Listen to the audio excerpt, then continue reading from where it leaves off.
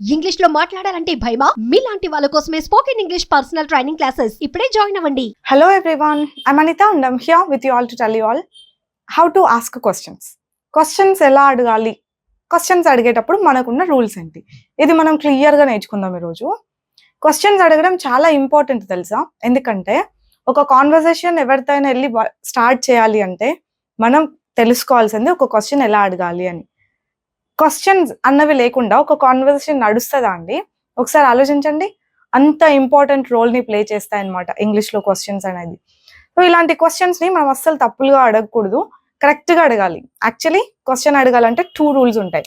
2 వేస్లో మనం క్వశ్చన్స్ అడగాలి. ఒకటి, హెల్పింగ్ వర్బ్తోనే ఒక క్వశ్చన్ అన్నది స్టార్ట్ అవ్వాలి. ఓకే, అంటే హెల్పింగ్ వర్బ్స్ తెలుసు కదా, did, do, does, is, am, are, was, were, have, has, had, ఇవన్నీ ఉన్నాయా, వాటితో మాత్రమే క్వశ్చన్ స్టార్ట్ అవ్వాలి. అట్లా హెల్పింగ్ వర్బ్తో స్టార్ట్ అయిన క్వశ్చన్స్ని మనం yes or no type of questions అని అంటూ ఉంటాం. Yes or no type of. Apart from this, నేను మీకు ఆల్రెడీ ప్రతి హెల్పింగ్ వర్బ్, మనకు బాగా యూజ్ అయ్యే హెల్పింగ్ వర్బ్ ఎలా, వాటితో క్వశ్చన్ ఎలా అడగాలని మీకు ఆల్రెడీ నేను చెప్పాను. ఇప్పుడు మనం ఈ సెకండ్ టైప్ నేర్చుకుందాం, అంటే WH వర్డ్స్తో క్వశ్చన్స్ అడగడం. WH వర్డ్తో క్వశ్చన్స్ అడిగేటప్పుడు మనం గుర్తుపెట్టుకోవాల్సింది, దీని పక్కన వెంటనే ఒక హెల్పింగ్ వర్బ్ ఉండి తీరాలి అని. ప్రతి క్వశ్చన్ వర్డ్ పక్కన ఒక హెల్పింగ్ వర్బ్ ఉండాలి. అట్లా హెల్పింగ్ వర్బే మనం క్వశ్చన్ ఎప్పటి గురించి అడుగుతున్నాం అంటే పాస్టా, ప్రజెంటా, జనరల్గా అడుగుతున్నామా, కంటిన్యూస్ గురించి అడుగుతున్నామా అన్నది చెప్తుందన్నమాట. ఈ హెల్పింగ్ వర్బ్ని మనం మిస్ అస్సలు చేయకూడదు. మీరు క్వశ్చన్స్ ఎలా అడుగుతారు తెలుసా, అంటే మీరంటే మీరు కాదు, చాలా మంది ఎలా అడుగుతారంటే వాట్ యూ టోల్డ్, నువ్వేం చెప్పావు అనడానికి వాట్ యూ టోల్డ్. సరే, మీ క్వశ్చన్ చూద్దాం, రాద్దాం. వాట్ యూ టోల్డ్ అనము, వాట్ దే టోల్డ్ అంటా ఉంటారు ఎక్కువ. వాళ్ళు ఏమన్నారు అనడానికి వాట్ దే టోల్డ్ ఉందా, హెల్పింగ్ వర్బ్ ఉందా ఇక్కడ? మరి ఇది ఎలా కరెక్ట్ అవుతుంది క్వశ్చన్? వాట్ యూ ఎయిట్, ఇదైతే నేను చాలాసార్లు విన్నాను. వాట్ యూ ఎయిట్ మ్యామ్ అని అంటారు. What you ate helping verb ఎక్కడుందండి ఇక్కడ? So it's not correct. Where you went అని అడుగుతారు, ఆర్ వేర్ దే వెంట్ అని అడుగుతారు. హెల్పింగ్ వర్బ్ ఎక్కడుంది, మరి అప్పుడు ఇది ఎలా కరెక్ట్ అవుతుంది? సో ఇట్లాంటి క్వశ్చన్స్ ఉండదన్నమాట. ఖచ్చితంగా హెల్పింగ్ వర్బ్ ఉండాలి. ఇది రూల్ ఉన్నప్పుడు ఎక్సెప్షన్స్ కూడా ఉంటాయి కదా, అట్లా కొన్ని చోట్ల ఎక్సెప్షన్స్ ఉన్నా కూడా మాక్సిమం కేసెస్లో మనం ఈ రూల్ని ఫాలో అయి తీరాల్సిందే.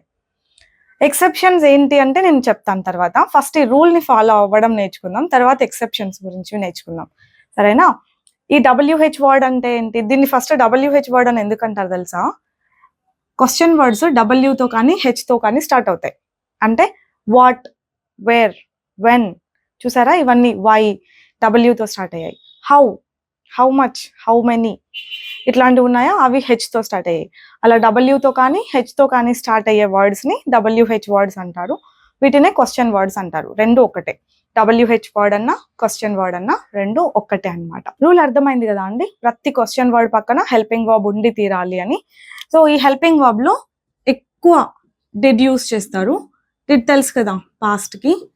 తర్వాత విల్ యూస్ చేస్తారు. విల్ తెలుసు కదా ఫ్యూచర్కి. ఇంకా డూ, డస్, ఇవి కొంచెం ఓకే, అవి కూడా యూస్ చేస్తాము. డూ, డస్, ఈజ్, ఆర్, ఇవి కూడా యూస్ చేస్తాం. బట్ ఇవి ఎక్కువ మనం స్పోకెన్లో యూస్ చేస్తూ ఉంటాం అనమాట. We either ask about past or future కాబట్టి అంతే ఎక్కువ. ఇట్ డజంట్ మీన్ వేరేవి యూస్ చేయమని కాదు, ఓకేనా? ఇవి వాడతాం ఎక్కువ. ఈ క్వశ్చన్ వర్డ్స్ ఏంటి, అసలు ఎన్ని ఉన్నాయి తెలుసా అండి? What, where, when, why, which, how much, how many, how long, how far, how old, how often, how frequently, how soon, how come, why don't you, what kind of, what type of, who, whom, whose. My God, చెప్తుంటేనే ఆయాసం వస్తుంది. ఇవన్నీ నేర్చుకొని తీరాల్సిందే మనం. ప్రతి question కంఫర్టబుల్గా అడుగుతాం అవన్నీ వచ్చాయంటే కనుక. సో రూల్ని ఫాలో చేస్తూ మనం ఈరోజు నేను మీకు కొన్ని క్వశ్చన్స్, లైక్ వాట్తో క్వశ్చన్స్, వేర్తో క్వశ్చన్స్, వెన్తో క్వశ్చన్స్, వైతో క్వశ్చన్స్, విచ్తో క్వశ్చన్స్, బేసిక్ క్వశ్చన్స్, ఓకే, ఇవి యూస్ చేద్దాం. నేను ఇంకొక కామన్ మిస్టేక్ ఏం విన్నానంటే వేర్ షీ ఈస్ గోయింగ్ అంటారు. వేర్ షీ ఈస్ గోయింగ్ అయితే హెల్పింగ్ వర్బ్ ఎగరగొట్టేస్తారు, లేదంటే మిస్ మ్యాచ్ చేస్తారు. Where she is going, what they are learning,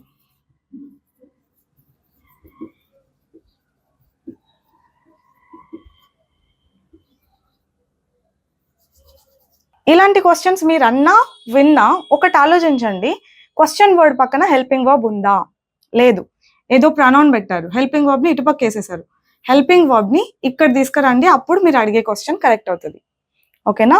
what where is she going, where is she going అని అడగాలి తప్ప వేర్ షీ ఈస్ గోయింగ్ అని అనకూడదు.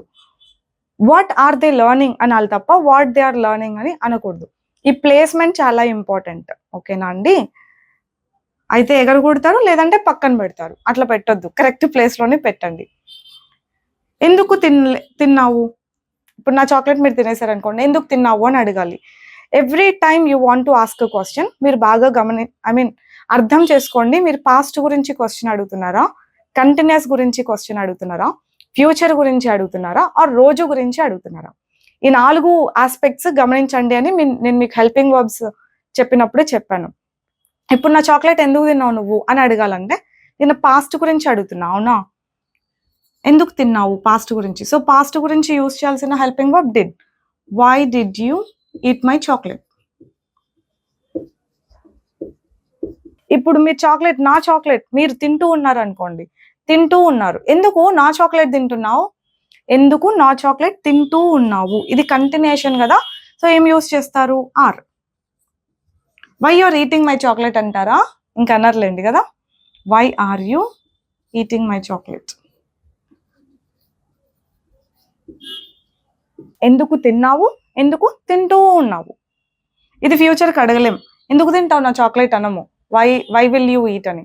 It doesn't make sense. ప్రతిసారి ప్రతిదానికి అట్లా విల్ అన్ని టెన్సెస్ లోను అన్ని క్వశ్చన్స్ అడగలేం. ఎప్పుడు వచ్చావు నువ్వు, ఆర్ వాళ్ళు ఎప్పుడు వచ్చారు అని అడగాలి. వెన్ దే కేమ్ అంటారా? అన్నారు కదా. ఎప్పుడు వచ్చారు ఆలోచించండి, పాస్ట్ కదా. సో డిడ్ యూస్ చేయాలి. వెన్ డిడ్ దే కమ్, వాళ్ళు ఎప్పుడు వచ్చారు, వాళ్ళు ఎప్పుడు వస్తారు అని అడగాలి. ఎప్పుడు వస్తారు అంటే ఫ్యూచర్ కదా, రేపా ఎల్లుండా అని. అప్పుడు ఏం పెడతాం? When will they come. You know what, అన్నీ మనం ఆలోచించడంలోనే ఉంటుంది. మనం ఆలోచనల్లో మిస్టేక్ చేస్తే మాట్లాడేటప్పుడు మిస్టేక్ చేస్తాం. క్వశ్చన్ మనం అడగాలనుకుంటున్న క్వశ్చనే, మీరే కొంచెం క్లారిటీగా ఉండాలి. అడగాలనుకుంటున్నా మీరే క్లారిటీగా ఉండాలి. పాస్ట్ గురించి అడగాలనుకుంటే డిడ్ పెట్టడం, ఫ్యూచర్ గురించి అడగాలనుకుంటే విల్ పెట్టడం. వాళ్ళు మామూలుగా ఏ టైంకి వస్తారు అని అడగాలి. వాళ్ళు మామూలుగా జనరల్గా ఇప్పుడు బ్యాంకుకి వెళ్తారు, ఏ టైంకి వస్తారు? బ్యాంక్ ఆఫీసర్స్ ఎప్పుడు వస్తారు, అప్పుడు ఎప్పుడు వస్తారు అంటే జనరల్గా అడుగుతున్నారు కదా. అడిగేది మనకే తెలుసు జనరల్గా మామూలుగా ఏ టైంకి వస్తారు ఎప్పుడు వస్తారు అని అడుగుతున్నాం. అప్పుడు వెన్ డూ దే కమ్, ఎంత డిఫరెన్స్ ఉందో. వెన్ డిడ్ దే కమ్కి ఏమన్నా చేంజ్ చేసినామా? పెద్దగా ఏం చేంజ్ చేయాల, హెల్పింగ్ వర్బ్స్ ఒక్కటే చేంజ్ చేసినాం. నేను చెప్పాను కదా బేసిక్ ఇంగ్లీష్ అంతా ఇక్కడే ఉంటుంది అని. హెల్పింగ్ వర్బ్ ఒక్కటే చేంజ్ చేసాం, మీనింగ్ మారిపోయింది. ఎప్పుడు వచ్చారు, ఎప్పుడు ఫ్యూచర్లో వస్తారు, ఇది మామూలుగా ఎప్పుడు వస్తారు అని అన్నట్టు అడుగుతున్నాం. మీరు ఇంకా ఇట్లా హెల్పింగ్ వర్బ్స్ మార్చుకుంటూ, ఇక్కడ ఉన్న వర్బ్ ఉంది కదా, ఈ వర్బ్స్ మార్చుకుంటూ ప్రాక్టీస్ చేయండి. వాళ్ళు ఎప్పుడు జాయిన్ అయ్యారు, వెన్ డిడ్ దే జాయిన్ అయ్యారు అంటే పాస్ట్ కదా, వెన్ డిడ్ దే జాయిన్. వాళ్ళు ఎప్పుడు జాయిన్ అవుతారు, వెన్ విల్ దే జాయిన్. మామూలుగా జాయిన్ అవ్వడం ఉండదు. ఒకవేళ ఉంటే ఎట్లుంటుందంటే ఐటీ పీపుల్ మీటింగ్స్లలో జాయిన్ అవుతుంటారు, వాళ్ళు మామూలుగానే మీటింగ్స్లలో జాయిన్ అవుతూ ఉంటారు. సో అట్లాంటి సిచ్యువేషన్లో అడగవచ్చు. వాళ్ళు మామూలుగా మీటింగ్కి ఏ టైంకి జాయిన్ అవుతారు, when do they join in the meeting. అలా డూ ఎప్పుడు, విల్ ఎప్పుడు, డిడ్ ఎప్పుడు. కంటిన్యూస్ అయితే what are they, what are you, where is she, where is he, where are they, ఇట్లాంటి questions. Why are you. Continuous అయితే is are పెట్టడం, past అయితే did పెట్టడం, ఫ్యూచర్ అయితే విల్ పెట్టడం, జనరల్ యాక్షన్ అయితే డూ ఆర్ డస్ పెట్టడం. ఇవన్నీ బాగా అలవాటు చేసుకోండి. క్వశ్చన్ వర్డ్స్ మార్చొచ్చు, ఇలాంటి వర్బ్స్ మార్చొచ్చు, చాలా క్వశ్చన్స్ ఇట్లా ఫామ్ చేయడం అలవాటు చేసుకోండి. ప్రాక్టీస్ మేక్స్ మ్యాన్ పర్ఫెక్ట్ అని ఊరికే అన్నారు. ఒకటి ఏదైనా నేర్చుకున్న తర్వాత you have to give it your own try, me own try మీరు చేయాలన్నమాట. రూల్స్ బాగా అర్థమయ్యాయా? హెల్పింగ్ వర్బ్ ఖచ్చితంగా ఉండి తీరాలి అని. ఇదొక్క పాయింట్ మీరు బాగా గుర్తుపెట్టుకున్నా కూడా మీరు చాలా నేర్చుకున్నట్టే ఈ రోజుకి. మిగతా క్వశ్చన్ వర్డ్స్ ఉన్నాయని చెప్పాను కదా, అంటే how much, how many, how often. నేను మీకు ఆల్రెడీ ఒకటి రెండు చెప్పున్నాను, but I will make sure to teach you all every single question word. అన్ని క్వశ్చన్ వర్డ్స్ తోని క్వశ్చన్స్ చెప్తాను. Just keep practising, keep learning, keep watching, keep following. Bye bye అండి. I'll see you all later next time. Bye.